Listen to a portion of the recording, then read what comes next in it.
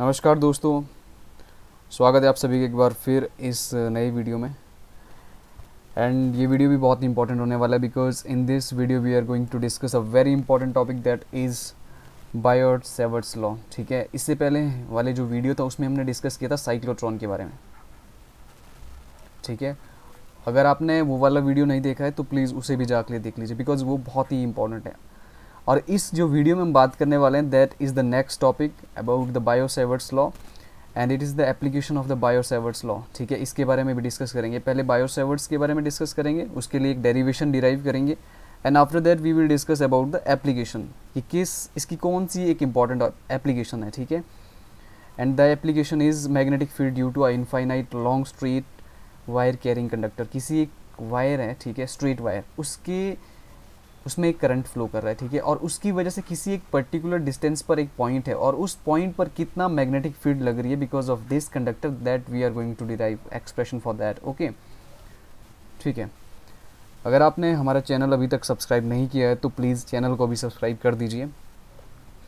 तो चलिए वीडियो को शुरू करते हैं। पहला है बायोट-सैवर्ट्स लॉ। क्या होता है बायोट-सैवर्ट्स लॉ? मैं आपको बता दूं कि बायोट-सैवर्ट्स लॉ इज़ यूज्ड, किसी एक कंडक्टर है, ठीक है, आपके पास कोई एक कंडक्टर है, उसमें करंट फ्लो कर रहा है और उस कंडक्टर की वजह से किसी एक नियर बाय उसके एक पॉइंट है, ठीक है, उस पॉइंट पर कितनी मैग्नेटिक फील्ड लग रही है बिकॉज ऑफ दैट कंडक्टर, उसके लिए ये एक एक्सप्रेशन देता है। ठीक है, तभी इसको बोलते हैं बायोट-सैवर्ट्स लॉ। अगर हम इसके स्टेटमेंट की बात करें तो Biot Savart's law is use to determine the strength of the magnetic field. Okay, किसी मैग्नेटिक फील्ड की स्ट्रेंथ को डिटरमाइन करने के लिए इसको यूज़ किया जाता है एट एनी पॉइंट, किसी एक पॉइंट पर, due to a current carrying conductor. ठीक है, कंसीडर अ स्मॉल एलिमेंट। देखिए, अब मान लीजिए आपके पास ये एक कंडक्टर है, ठीक है, and current I is flowing through it.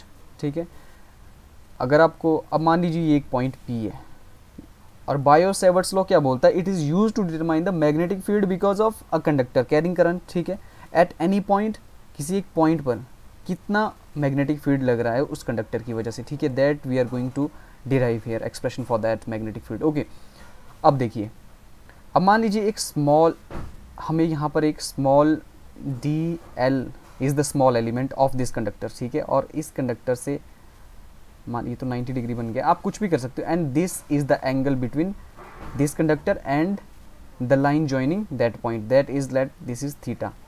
ठीक है, इस तरह से कर लिया आपने। अब देखिए, जो आपकी मैग्नेटिक फील्ड होगी, ये बायोट-सैवर्ट्स लॉ से मैं आपको बता रहा हूँ। ठीक है, मैग्नेटिक क्या बोलता है, जो आपकी मैग्नेटिक फील्ड होगी, d B is the magnetic field. वैसे हम मैग्नेटिक फील्ड को शो करते हैं बी से, but d B is because of कि हमारे पास एक स्मॉल एलिमेंट डी एल है। डी एल की वजह से कितनी मैग्नेटिक फील्ड लग रही है इस पी पॉइंट पर, that is d B. Okay, this is directly proportional to current. पहली बात तो जितना ज़्यादा करंट होगा कंडक्टर में उतना ही ज़्यादा उसकी मैग्नेटिक फील्ड होगी किसी एक पर्टिकुलर पॉइंट पर। ठीक है, दूसरी बात, d B is directly proportional to d L.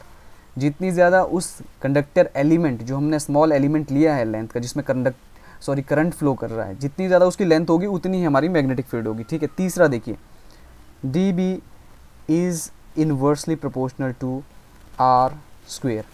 जितना दूर आपका ये पॉइंट होगा, देखिए r is the distance between the इस करंट कैरिंग एलिमेंट जो हमने स्मॉल एलिमेंट लिया और पॉइंट पी के बीच का डिस्टेंस है आर।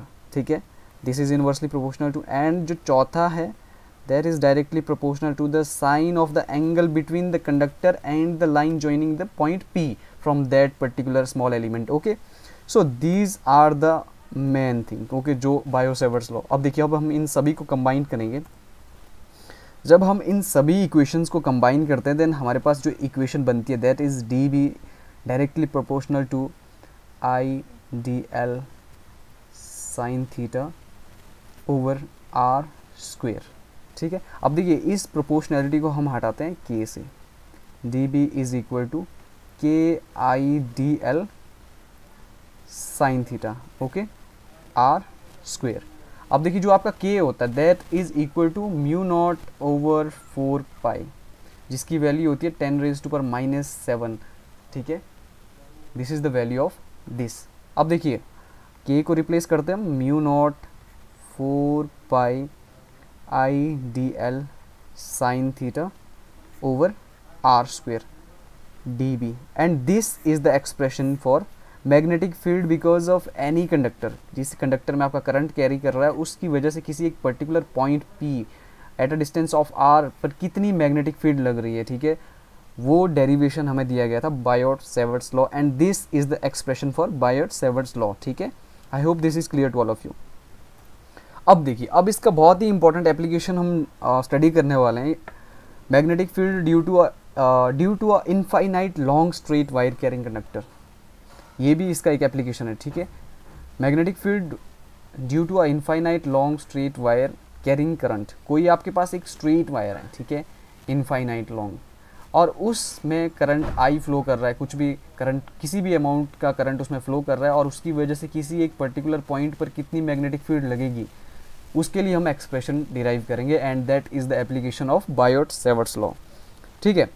अब देखिए, consider a long straight wire carrying current I, ठीक है, उसमें करंट आई फ्लो कर रहा है, let a point P at a distance of x, किसी एक डिस्टेंस x पर हमने एक पॉइंट P लिया है from the wire where the magnetic field is to be calculated, जहाँ पर हमें मैग्नेटिक फील्ड कैलकुलेट करनी है, ठीक है। dl is the small element, वही प्रोसेस रहेगा, r is the distance of the point P from the current element, ठीक है, अकॉर्डिंग टू, देखिए क्या बोल रहा है आपके पास कि दिस इज अ, ये आपके पास मान लीजिए AB, this is the straight wire carrying the current I, okay, and this is the point O, middle point इसका, ठीक है, और इस पॉइंट से लेकर मान लीजिए कोई हम पॉइंट P कंसीडर करते हैं, उसका डिस्टेंस कितना है, दैट इज x, देखिए यहाँ पर लिखा है, कहाँ लिखा था, eight a distance of x, ठीक है, x डिस्टेंस पर, और हम एक डिस्टेंस यहाँ हम dl ले लेते हैं, एक small element at a distance of l, and उस एलिमेंट का डिस्टेंस जो इस पॉइंट से that is r, okay, this is the whole arrangement, इस तरह से आपका अरेंजमेंट होगा, ठीक है।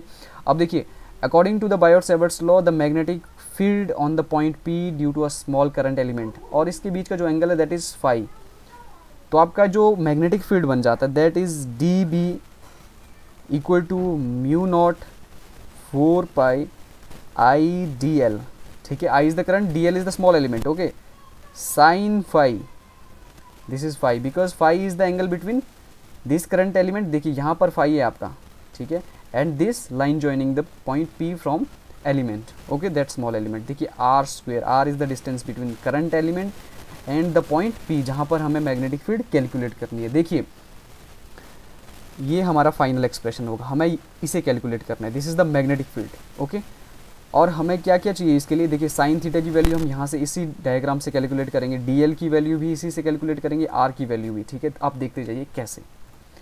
अब देखिए, from the right angle POC, P is here, O is here and C is here, ठीक है, यहाँ से हम मान लेते हैं पहले साइन फाई कितना होगा, दैट इज, साइन क्या होता है आपका, परपेंडिकुलर ओवर हाइपोटेनियस, ठीक है, R ओवर, अब देखिए अगर हम यहीं से देखें कॉस की वैल्यू, तो ये आपका हो जाता है कॉस थीटा, इस साइड से देखेंगे कॉस थीटा, ये देखिए क्योंकि ये एंगल थीटा है, तो आपका हो जाता है कॉस, क्या होता है, base over hypotenuse, x over r, okay, तो आपका ये बन जाता है कॉस थीटा।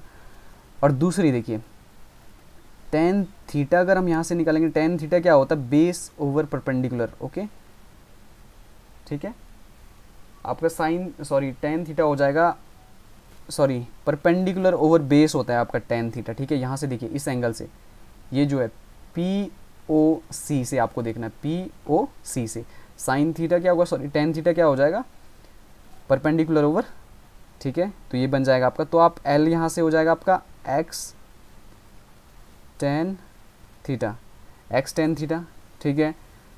अगर हम इसका डिफ्रेंशिएशन करेंगे तो dl is equal to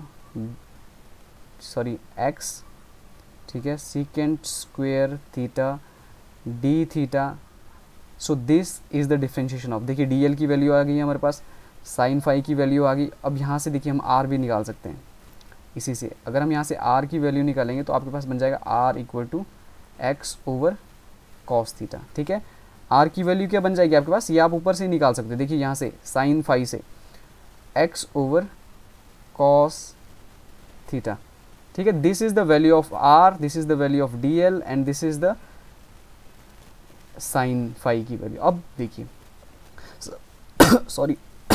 substituting the value of all D L R and sine phi in D B.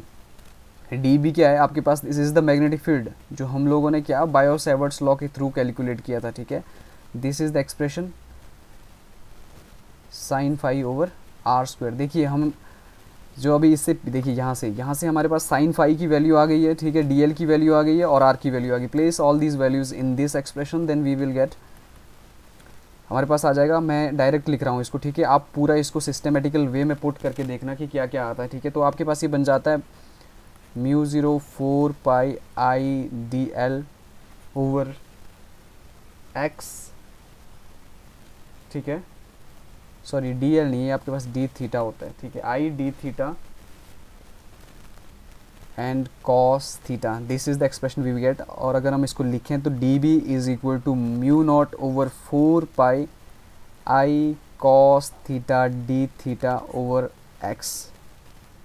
So this is the expression for the, because of this, इस element की वजह से इस पॉइंट पर कितनी magnetic field लग रही है, this is the expression for that. अब हम निकालेंगे इस पूरे कंडक्टर की वजह से इस एलिमेंट, सॉरी इस पॉइंट पर कितनी मैग्नेटिक फील्ड लग रही है। सो अब देखिए उसके लिए total magnetic field due to the whole conductor by integrating between the limits of minus theta 1 and theta 2। देखिए इस तरह का आपका अरेंजमेंट था ना, ये आपका कंडक्टर है एंड इस तरह से हमने एंगल लिए थे इसमें, थीटा 1 थीटा 2। देखिए यहाँ देखिए this is the whole structure.